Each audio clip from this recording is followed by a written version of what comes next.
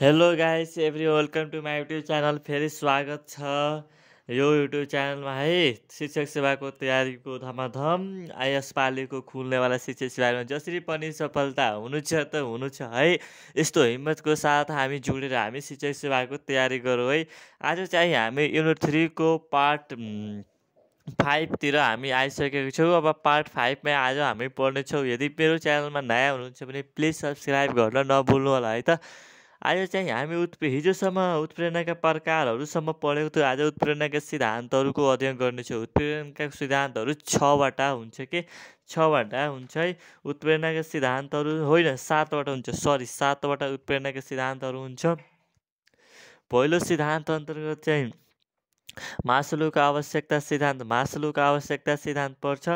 मास्लोको आवश्यकता सिद्धान्त दोस्रोमा चाहिँ पर्छ तपाईँको हर्ट्जबर्गको सिद्धान्त, तेस्रोमा ग्रेगर एक्स र वाईको सिद्धान्त, चौथोमा विलियम विचुको जेड थ्योरीको सिद्धान्त, एक्सपेरिमेन्टल थ्योरी भिक्टर ब्रुमको सिद्धान्त रहेको छ। त्यसै गरी 6 नम्बरमा छ इक्विटी थ्योरी सिद्धान्त रहेको छ, इआरजी थ्योरी रहेको छ 7 नम्बरमा है। अब पहिलो आउँछ मास्लोको आवश्यकता सिद्धान्त। मास्लोको आवश्यकता सिद्धान्त अन्तर्गत के कुराहरू पर्छ भने मास्लोले मानिसका आवश्यकतालाई 5वटा क्रमागतमा विभाजन गरेका थिए।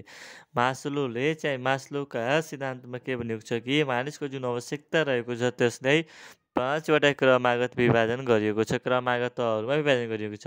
एउटा शारीरिक आवश्यकता, दोस्रो सुरक्षा सम्बन्धी, तेस्रो स्नेह तथा परस्पर सम्बन्ध सम्बन्धी, आत्मसम्मानको आवश्यकता अनि 5औं नम्बरमा छ आत्मप्रकटीकरणको अवस्था। सबैभन्दा उच्च तहको आवश्यकता आत्मप्रकटीकरणको अवस्था। सुरुमा चाहिँ शारीरिक आवश्यकता, सुरक्षा सम्बन्धी आवश्यकता, त्यसपछि स्नेह तथा परस्पर सम्बन्ध सम्बन्धी, आत्मसम्मानको आवश्यकता, आत्मप्रकटीकरणको आवश्यकता उच्च तहको हो आवश्यकता यसलाई भनिन्छ है। अब दोस्रो यसको पोइन्ट रहेको छ मानिसका आवश्यकतालाई कमी सम्बन्धी आवश्यकता डिफिसियन्सी निड र विकास सम्बन्धी आवश्यकता भनिन्छ। मानिसको जुन आवश्यकतालाई कमी सम्बन्धी आवश्यकता र विकास सम्बन्धी आवश्यकता भनिन्छ। दुई भागमा विभाजन गरेर एउटा कमी सम्बन्धी आवश्यकता भनेको शारीरिक सुरक्षा, स्नेह तथा परस्पर आत्मसम्मान पर्छ भने विकास सम्बन्धी आवश्यकतामा संज्ञानात्मक सौन्दर्य, आत्मप्रकटीकरण, श्रेष्ठता पर्छ है। अब आउँछ यसमा पोइन्टहरूको के आउँछ कि आवश्यकता तहगत हुन्छ। मास्लोको सिद्धान्तमा आवश्यकता के हुन्छ यसमा तहगत हुने गर्छ। अरू कि तल्लो तहको पुरा भएमा माथिल्लो तहको आवश्यकता उत्पन्न हुन्छ। यसमा तल्लो तहको पुरा भएमा माथिल्लो तहको आवश्यकता उत्पन्न हुन्छ। ठिक छ, मास्लोको त्यो हो है।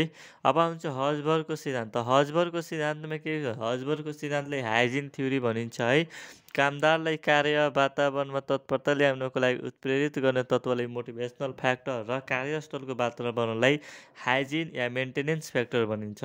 कामदारलाई चाहिँ कुनै पनि कार्य गर्नको वातावरण जुन हुन्छ त्यो वातावरणमा ल्याउनको लागि प्रेरित गर्ने तत्त्वलाई मोटिभेसनल फ्याक्टर भनिन्छ र कार्यस्थलको वातावरणलाई हाइजिन भनिन्छ, जसले हर्ट्जबर्गको सिद्धान्त हो। ठिक छ, निराश अवस्थामा पुग्नबाट रोक्नु। यसमा के हुन्छ कि निराश अवस्थामा पुग्नबाट यसले रोक्छ किनभने उत्प्रेरित नगर्ने हो। ठिक छ, त्यसै गरी मेन्टेनेन्स फ्याक्टर अन्तर्गत संस्थाको नीति, सुपर्यवेक्षकको गुण, कार्य वातावरण, तलबता कर्मचारी बिचको सम्बन्ध, व्यक्तिगत जीवन अन्तर्गत यो पर्छ है। अब मोटिभेसनल फ्याक्टर अन्तर्गत उपलब्धि, मान्यता, विकास, उन्नति, चुनौतीपूर्ण काम, उत्तरदायित्व आदि पर्छ। मेन्टेनेन्स भनेको कसरी त मान्छे मेन्टेनेन्स गर्न सकिन्छ, उसको तलबता दियो भने काम गर्ने कार्य वातावरण हुन्छ भने, सुपर्यवेक्षकको गुण राम्रो हुन्छ भने, संस्थाको नीति नियम राम्रो हुन्छ भने, कर्मचारी बिचको सम्बन्ध यदि राम्रो हुन्छ भने त्यस्तो मेन्टेनेन्स भइहाल्छ नि त। अब मोटिभेसनल भनेको मोटिभेसनल फ्याक्टर अन्तर्गत के भइहाल्छ उपलब्धि यदि भयो भने तब हामीले मोटिभेसनल हुन्छौँ कि अझ काम गरौँ। मान्यता पाइयो भने विकास हुन्छ, उन्नति, चुनौतीपूर्ण काम, उत्तरदायित्व आदि सबै केमा पर्छ मोटिभेसनल फ्याक्टर अन्तर्गत पर्छ। अर्को आउँछ ग्रेगरको एक्स र वाईको सिद्धान्त। त यक्स सिद्धान्तले नकारात्मक पक्षको विश्लेषण, यसमा स्वयं व्यक्तिले उत्प्रेरित भएर कामप्रति अति प्रेरित नहुने उसमाथि आदेश र नियन्त्रण आवश्यक पर्छ। थ्योरी एक्सलाई काम गर्न सजायको सहारा लिनुपर्छ। थ्योरी एक्सलाई काम गर्न सजायको सहारा लिनुपर्छ। यस सिद्धान्तले सकारात्मक पक्ष काम गर्दा खुसी मान्ने, थप काम गर्ने इच्छा जाग्छ के। यस सिद्धान्त के गर्छ, सकारात्मक ल्याउँछ भने वाइले चाहिँ अलि पोजिटिभ किसिमको ल्याउँछ है। अब विलियम उचीको जेड सिद्धान्त, जेड थ्योरी, विलियम उचीको जेड थ्योरी रहेको छ। जेड थ्योरी भनेर कुन वैज्ञानिकद्वारा त विलियम उचीमा जेड छ है त, अमेरिकन र जापानी व्यवस्थापनको प्रवृत्तिहरूलाई एकै ठाउँमा राखेर एक्स र वाईको थ्योरी मिसाएर मात्र विश्लेषण, एक्स र वाई थ्योरी पूर्ण छैनन् भनेको छ है। त्यसै गरी एक्सपेक्टेन्सी थ्योरी भिक्टर ब्रुम प्रत्याशा सिद्धान्त भनिन्छ। लाभ वा प्रतिफल प्राप्त गर्ने विश्वास राख्छ भने काम गर्न उत्प्रेरित हुन्छ। एक्सपेक्टेन्सी थ्योरीमा के भनेको छ भने लाभ वा प्रतिफल प्राप्त गर्ने विश्वास राख्छ भने काम गर्न उत्प्रेरित हुन्छ। Motivation equal to balance into expectancy हुन्छ है। Motivation equal to balance into expectancy हुन्छ। आशा वा प्रयत्न र कार्य सम्पादन बिचको सम्बन्ध रहेको छ है।